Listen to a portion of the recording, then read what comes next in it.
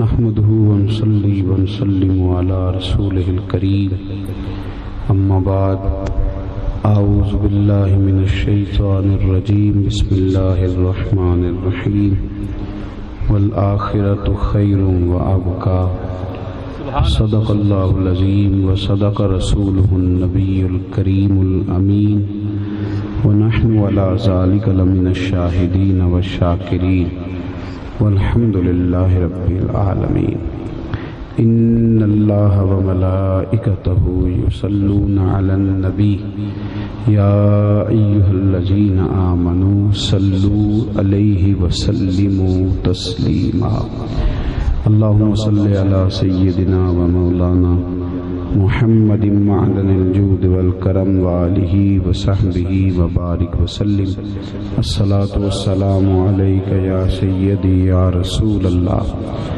وعلى آلك وأصحابك يا سيدي يا نور الله. تمام تعریفیں حمد اور ثنا اللہ تبارک و تعالیٰ کے لیے اور درود و سلام نبی رحمت سید عالم صلی اللہ تعالی علیہ وسلم کی ذات والا صفات کے لیے حمد و صلات کے بعد صرف چند منٹ میں دو چار باتیں آپ کی خدمت میں عرض کرنی ہیں. یہ ہمارے عزیز ہیں، بھائی ہیں مزمل صاحب، اکثر یہاں سے جاتے ہیں ہمارے پاس اور اکثر جاتے ہیں اور بڑی محبت سے جاتے ہیں. یہ دوست یہاں سے، تو مجھے بھی اس طرف آنا تھا تو میں نے کہا یہ کئی دفعہ جاتے ہیں تو ایک دفعہ مجھے بھی چلے جانا چاہیے. سبحان اللہ.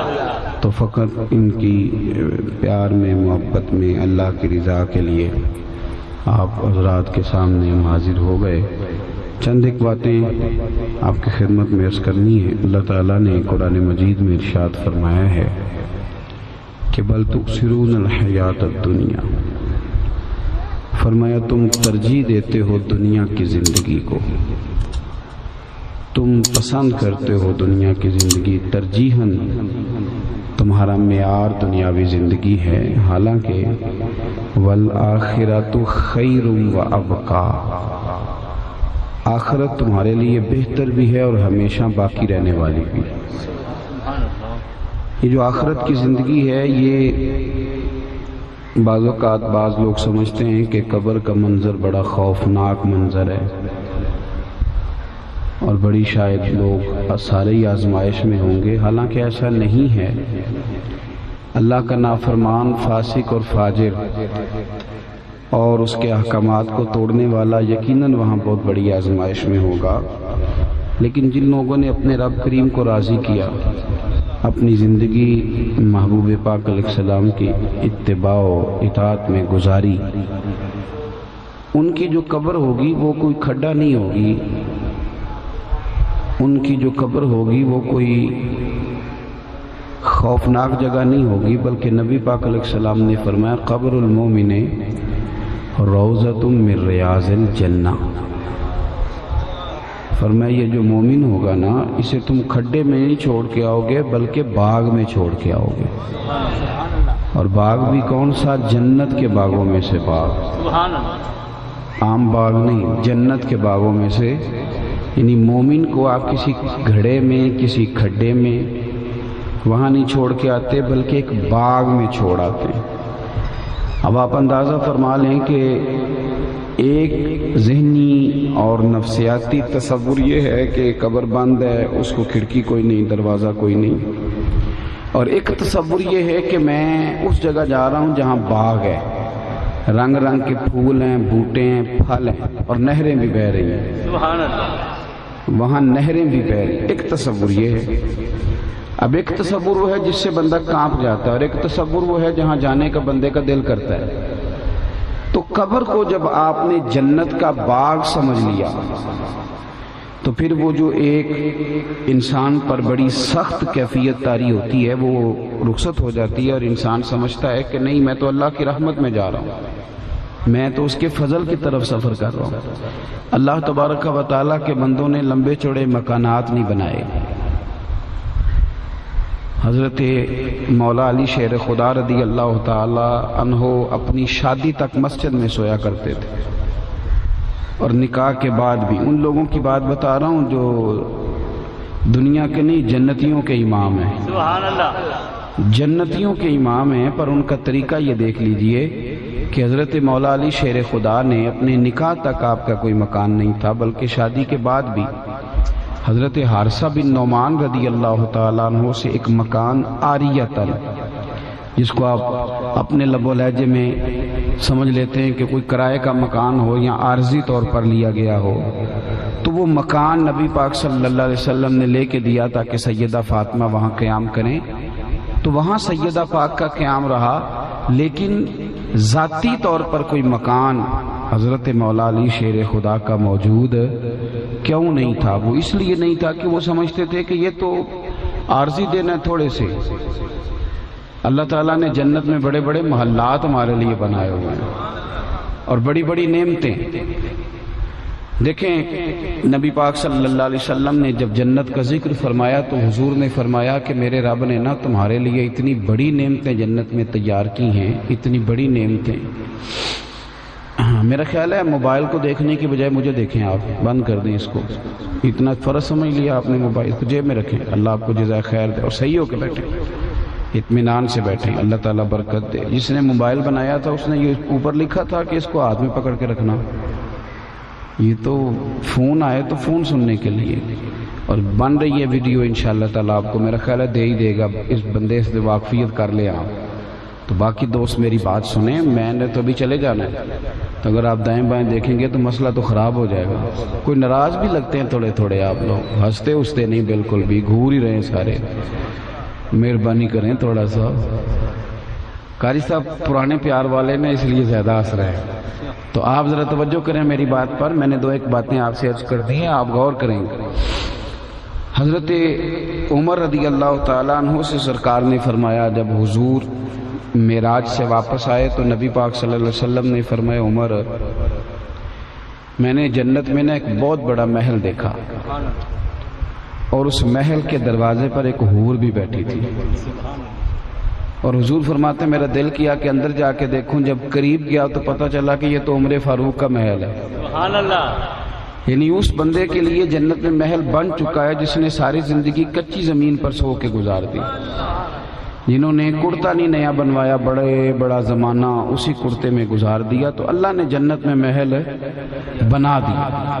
تو حضور فرمانے لگے مجھے بڑا بھلا لگا، بڑا اچھا لگا، بڑا پیارا لگا تیرا گھر. میرا دل کر رہا تھا میں اندر سے جا کے دیکھوں کہ عمر کا محل کتنا شاندار ہے. لیکن پھر میں نے کہا کہ عمر غیور آدمی ہے، کہے گا کہ خود ہی سرکار نے قانون بنایا ہے کہ کسی کی گھر اس کی بغیر اجازت نہیں جانا چاہیے، اور خود ہی چلے گئے. لہذا میں نا اندر نہیں گیا، میں باہر سے ہی آ گیا ہوں. پر تیرا گھر بڑا شاندار تھا. حضرت عمر نے سنا تو رو پڑے، تو امیر حرم میں فقیر بے نوا، تو کجا من کجا. عرض کرنے لگے یا رسول اللہ میرے پاس جو محل اللہ نے دیا ہے یا جو کچھ بھی دیا ہے وہ سارا آپ کے نالین کی برکت سے ہی تو دیا ہے، تو میں آپ پر غیرت کھاتا. تو جنت کے اندر اور آخرت کے اندر جو اللہ تبارک و تعالی نے اپنے بندوں کے لیے آسانیاں بنائی، اور وہاں جو اللہ نے اپنے بندوں کے لیے نعمتیں تیار کی. بخاری مسلم حضرت ابو ہریرہ رضی اللہ تعالیٰ عنہ فرماتے ہیں کہ حضور نے فرمایا تمہارے رب نے تمہارے لیے جنت میں وہ نعمتیں تیار کی ہیں نہ کسی آنکھ نے دیکھی، نہ کسی کان نے سنی، اور حضور فرماتے ہیں تمہارے دل پر کبھی خیال بھی نہیں گزرا ہوگا، وہ نعمتیں اللہ تمہیں عطا کر دے گا.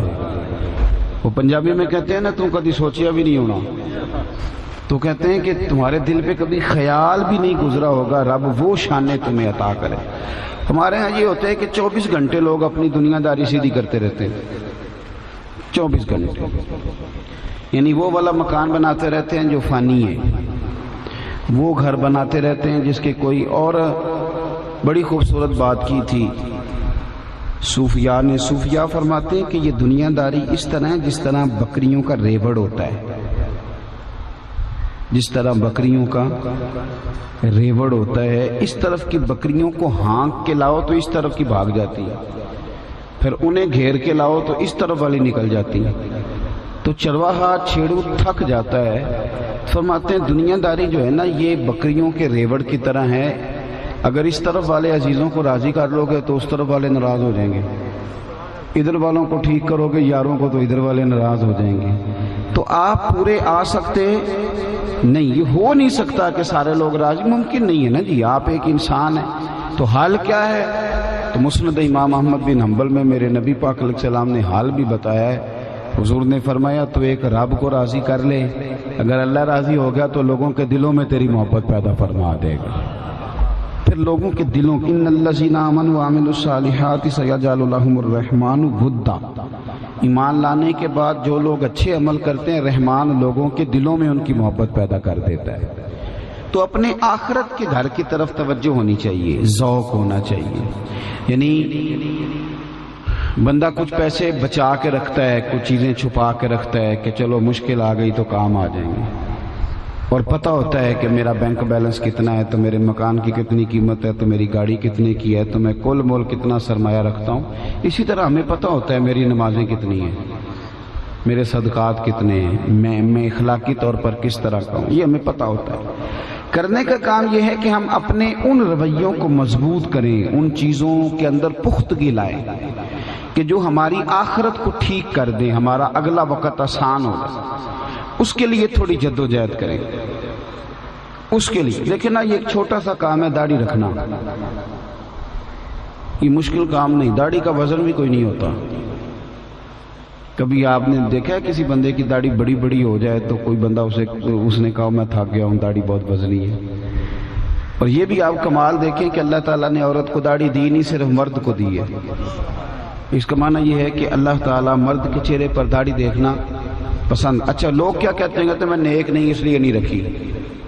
تو داڑھی رکھنے سے بندہ کوئی معصوم تو نہیں نہ ہو جاتا، داڑھی والے سے بھی غلطی ہوتی ہے لیکن اس سے داڑھی کا ثواب ضائع نہیں ہوتا۔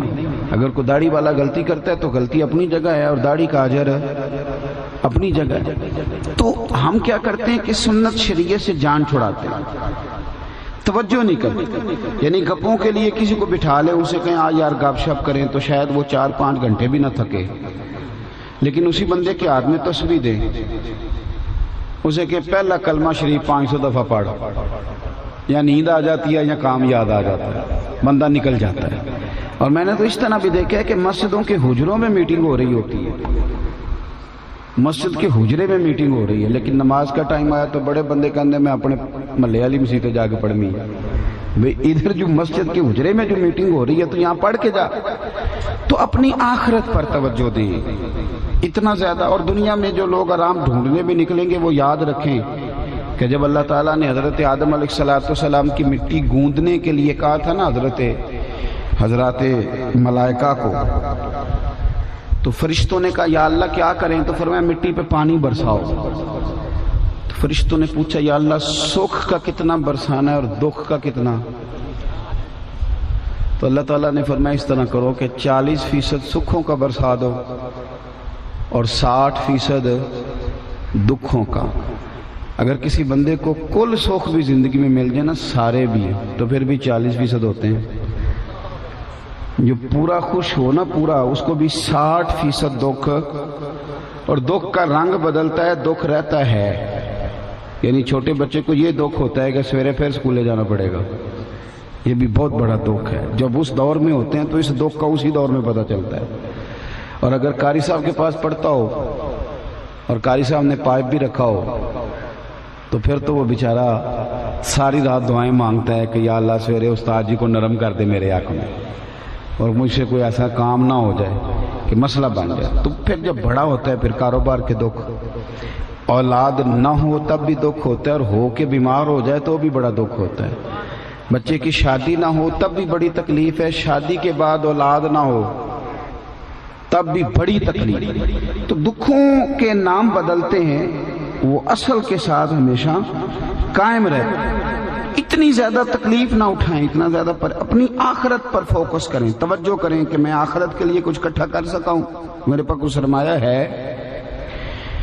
ایک حدیث پاک سنیں، بخاری مسلم میں ہے، حضرت انس بن مالک رضی اللہ تعالی عنہ راوی ہیں، فرماتے ہیں کہ ایک عورت نبی پاک صلی اللہ علیہ وسلم کی خدمت میں آئی، ایک بی بی، اور اس نے آ کے نہ تو رونا شروع کر دیا، عرض کرنے لگی یا رسول اللہ صلی اللہ تعالی علیہ وسلم میں مرگی کی مریض ہوں، میں مرگی کی مریض ہوں، اور میری حالت یہ ہے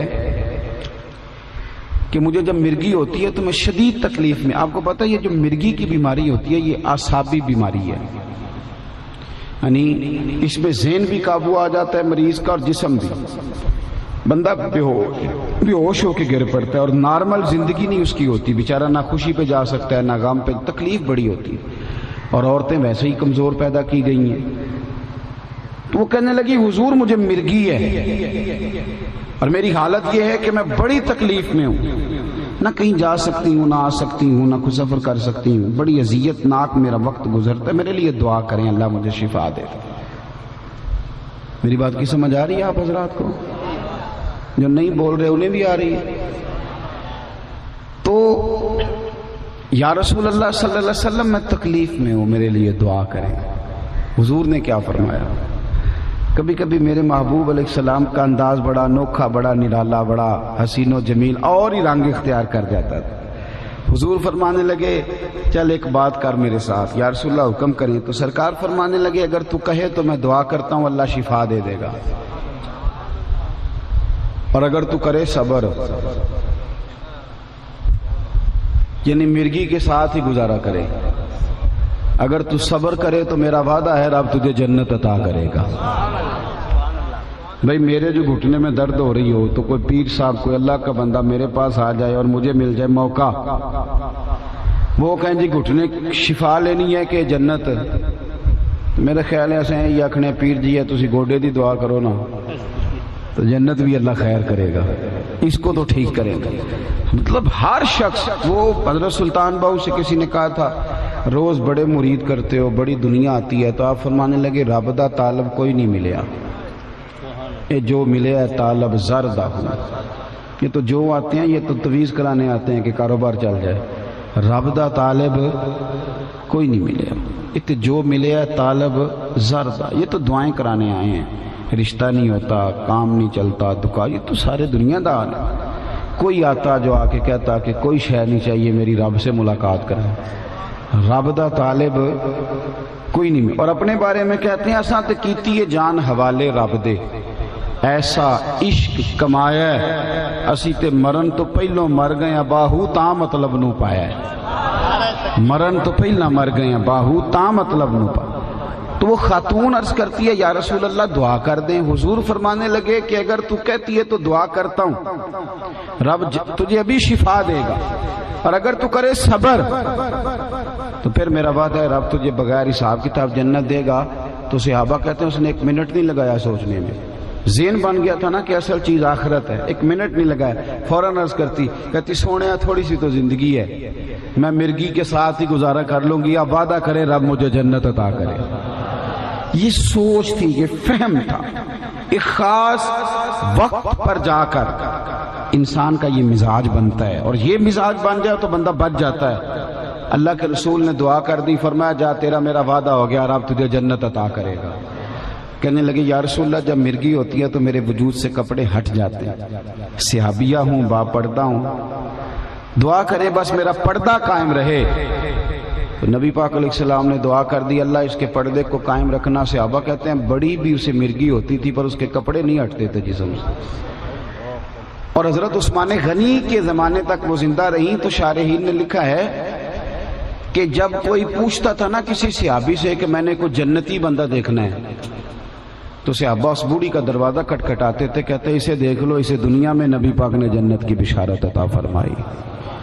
تو اپنی آخرت کا مزاج، آخرت کا ذوق، آخرت. حضرت حبیب اجمی رحمت اللہ علیہ کا ایک مرید اپنے بڑا وہ بیچارہ مالدار تھا لیکن بے اولاد تھا، مکان خریدنا چاہتا تھا، پیسے اس کے پاس تھے، حج پہ جانے لگا تو پیسے پیر صاحب کو دے گیا. کنہاں نو جی جی تانوں نہیں مشورہ دے رہا ہے کام کرن دا، لیکن وہ تو دے گیا سی نا، انہوں پتا سی کہ پیر بھی دیانتدار دے. اب تو آپ کو پتا ہے نا اللہ خیر فرمائے، پیر صاحب کی نظر میں منظور نظر ہونے کے لیے بھی بندے کے جیب میں نوٹ ہونے چاہیے. اگر ہو گیا تو پھر کام بھی ہو گیا، اور اگر نہیں ہے تو پھر نظام بھی۔ میری بات کی سمجھ آئیے آپ حضرات؟ محبت کا جواب محبت سے دیں آپ۔ نوٹ تو مل ہی جاتے ہیں، وہ تو جو اللہ نے نصیب میں رکھے ہیں۔ میں نے آپ کو بتایا ہے کہ یہ بچے میرے پاس چل کے جاتے ہیں، ہم تو صرف محبت کا جواب دینے یہاں تک آ گئے، بس اتنی سی بات ہے۔ آ گئے یہ جاتے ہیں تو یار ہم بھی تو آ ہی سکتے ہیں نا۔ تو یہ اپنی زندگی میں اسلوب یہ اختیار کریں۔ اگر آپ دولت کے پیچھے لگیں گے تو پھر تو آپ انسان نہیں رہیں گے، پھر تو تاجر، ہر جگہ تاجر ہی بن جائیں گے، تجارت ہی کریں گے۔ حبیب اجمی رحمۃ اللہ علیہ کا مرید جاتی دفعہ پیسے دے گا، کہنے لگا حضرت میں جا رہا ہوں حج پہ،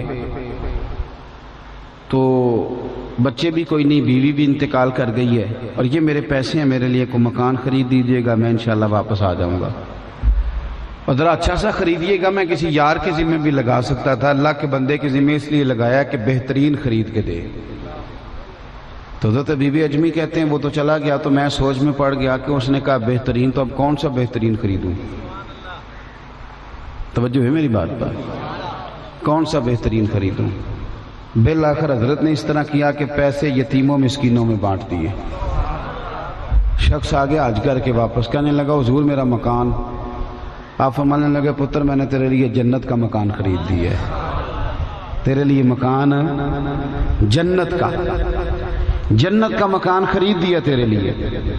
وہ اسے بھی پتہ تھا نا، پتہ ہوتا ہے ہمیں دنیا دار کون ہے، دین دار ہمیں پتہ ہوتا ہے۔ اسے پتہ تھا کہ جس شخص سے میں بات کر رہا ہوں یہ بڑا آدمی ہے۔ کہنے لگا حضور مجھے منظور ہے، آپ مہربانی کریں ایک چیٹ لکھ دیں مجھے، اتنا تو میرا حق بنتا ہے نا، ایک رکا لکھ دیں کہ آپ نے میرے لیے جنت کا مکان۔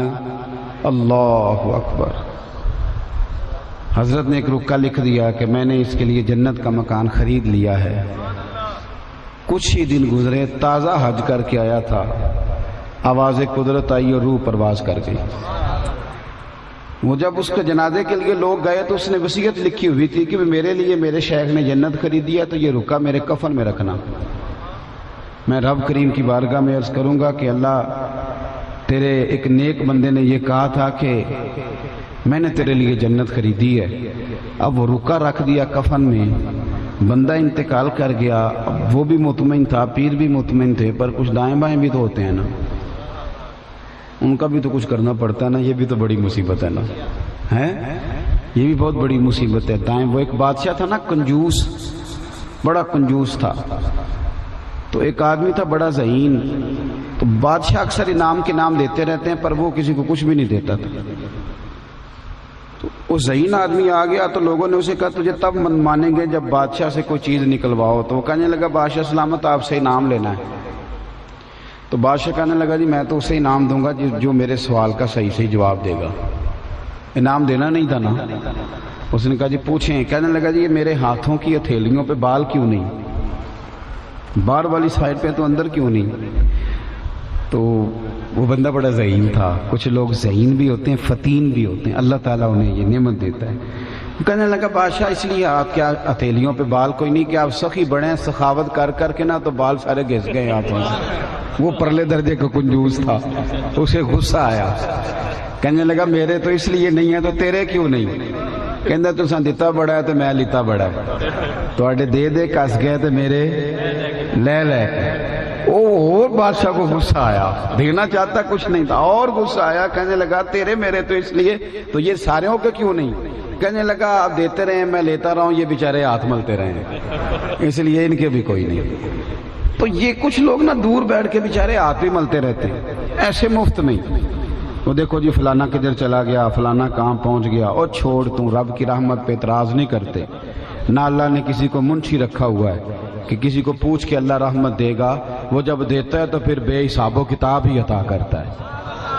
اب وہ مرید نے رکا لے لیا، پیر صاحب نے دے دیا، وہ چلا گیا دنیا سے۔ کچھ لوگوں کو بڑی پریشانی تھی، جب چھوٹی موٹی چیم گوئیاں ہونے لگی تو حضرت حبیب اجمی نے سر سجدے میں رکھ دیا، کہنے لگے مالک تو دلوں کے حال بھی جانتا ہے اور پردہ پوشی بھی جانتا ہے، مہربانی کر پردہ پوشی عطا فرما۔ تو لوگ کہتے ہیں کہ جب صبح اس کے کچھ عزیز اس کی قبر پہ گئے تو قبر پہ رکا پڑا تھا، لوگوں کو جا کے خبر کر دو کہ اللہ کے بندے نے وعدہ کر لیا تھا تو اللہ نے جنت عطا کر دی۔ تو آخرت کے لیے تیاری فرمائیں. اپنے روزمرہ کے معاملات میں 2 چیزوں کو ضرور شامل کریں. ایک تو فرض نماز تو پڑھنی ہے نا، کم از کم 2 نفل رات کو سونے سے قبل، اور پھر دعا اپنے لیے، اہل و عیال کے لیے، سرکار کی امت کے لیے. اس کا ضرور معمول بنائیں. ضرور دیکھو نا یار، اماں بھی روز کہتی ہے رات کو کہ تو گھر آنا ہے تو میرا تو حال بھی نہیں پوچھتا. تو ماں باپ کا بھی اگر آپ توجہ نہ کریں تو یہ حال ہے، تو رب کریم کی طرف آپ خیال ہی نہ فرمائیں. حالانکہ اس کو ضرورت نہیں ہے ہماری عبادتوں کی، لیکن یہ تو ہمارے لیے ہے نا. ایک تو 2 نفلوں کا ضرور مزاج بنائیں، اور دوسرا بڑی بھی جلدی ہو نا کام پہ جانے کی، اور بڑا تھوڑا وقت ہو، اور آپ 1-2 رکوع پڑھ نہ سکیں تو قرآن کھول کے صرف زیارت ہی کر لیا کریں، اس لیے کہ قرآن کو دیکھنا بھی عبادت ہے. تو ان 2 چیزوں پر ضرور توجہ کریں، اپنی آخرت کا مزاج بنائیں. دعا کرتا ہوں جو میں نے کہا میرا اللہ قبول فرما لے. گفتگو میں کہیں بھول گئے تو اللہ ہم سے درگزر فرمائے. آخر دعوانا ان الحمد للہ رب العالمین.